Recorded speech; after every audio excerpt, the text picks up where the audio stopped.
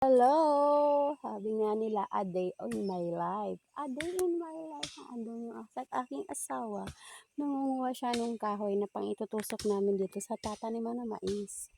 Andito kami ngayon. Meron kami ditong maliit na kung sa Bicol tawagin ay bada.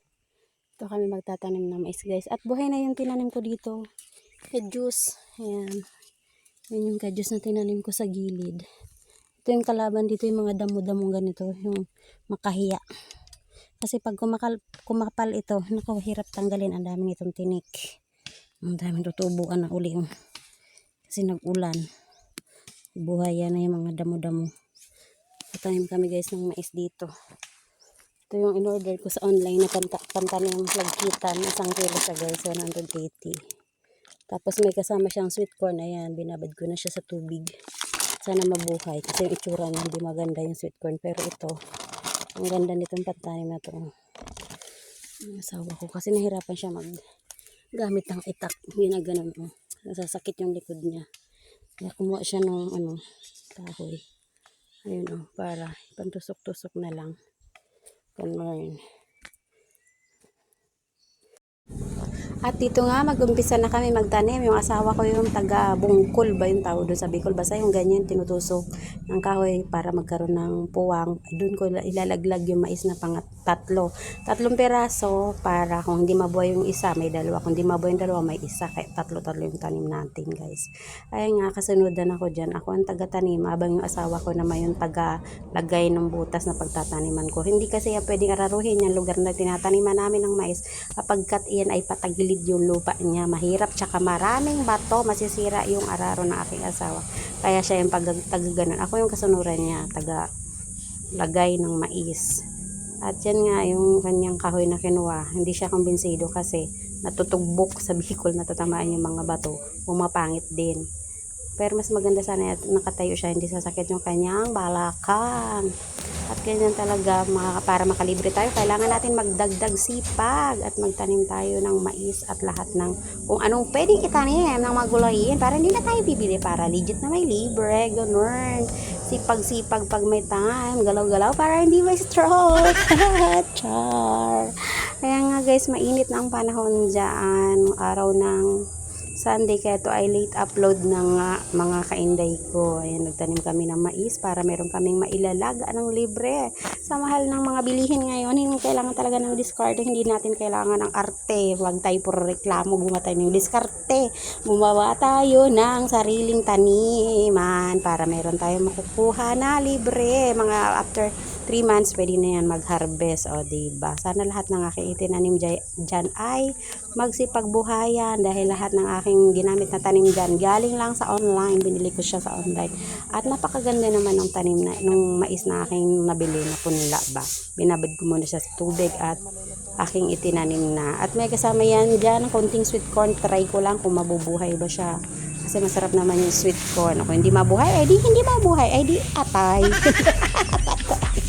Kaya lang, guys. Yan nga, hintay ako na matapos yung aking asawa ng pagbutas-butas ng mga lupa na aking pagtataniman. Yan, kikita nyo gamit ko isa kong paa dyan at siya yung tagatakip. Yung kamay ko yung tagalaglag at yung paa ko naman tagatakip ng lupa para tatakpan natin para hindi sila makukuha ng mga manok, hindi sila matutuka ng mga manok, guys. Kasi mayroon talagang mga manok na kumakain ng mga mais. Dating ginawa namin ganyan, yung taniman, mga mais namin, itinuka ng mga manok, kaya halos parang konti lang talaga yung nabuhay doon dati. Pero matagal na yun. Yung panahon na nagtitinda pa ako, yung kasipagan ko pa magtinda. Ngayon kasi hindi na tayo nagtitinda. At tayo na ay si Inday sa ring. Ayan, guys, so, napangit na yung ng kahoy, kaya inayos na naman ng aking asawa yung dulo. Nilagyan ng patulis. At napagod na nga siya at hindi siya kumbinsido. Kaya itak na naman yung kanyang ginamit. Ginamit na naman yung itak para pambungkol, pang gawa ng butas para tataniman niya. Ganyan lang talaga. Kailangan natin magdoble sipag. Sipag pag may time.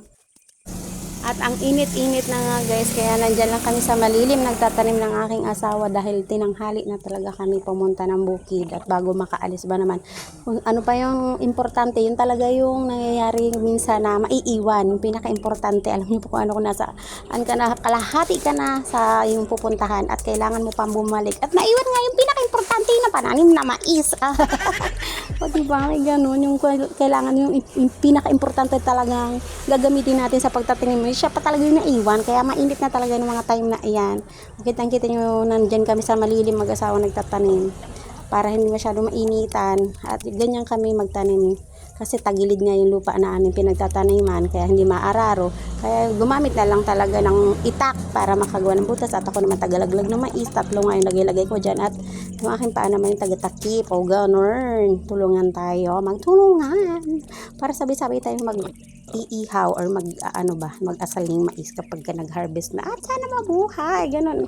Advance dapat lahat ng tanim natin, dapat yung isip natin, mabuhay kayo, para maroon kaming kakainin na legit, ganun, di ba? Sa mahal ng mais ngayon talaga, napakasarap kumain ng libre. Ganyan talaga, binilis-bilis ko na nga yan dyan, ang pagtatanim namin ng aking asawa. At yung aking asawa nga, ayan nga siya, tinatanggal-tanggal niya pa yung ibang mga damo, lalo na yung mga tinik-tinik dyan.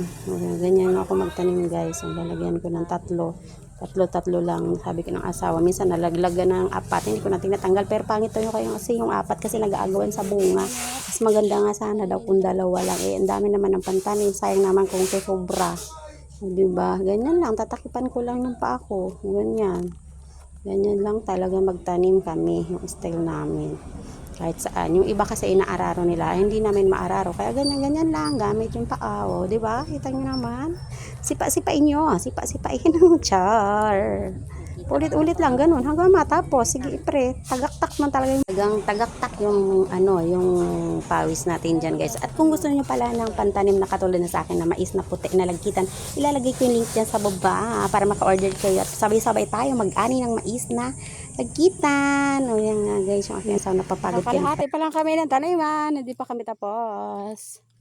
Babalik mamaya pag hindi na mainit. Masyado na mainit, hindi na kaya.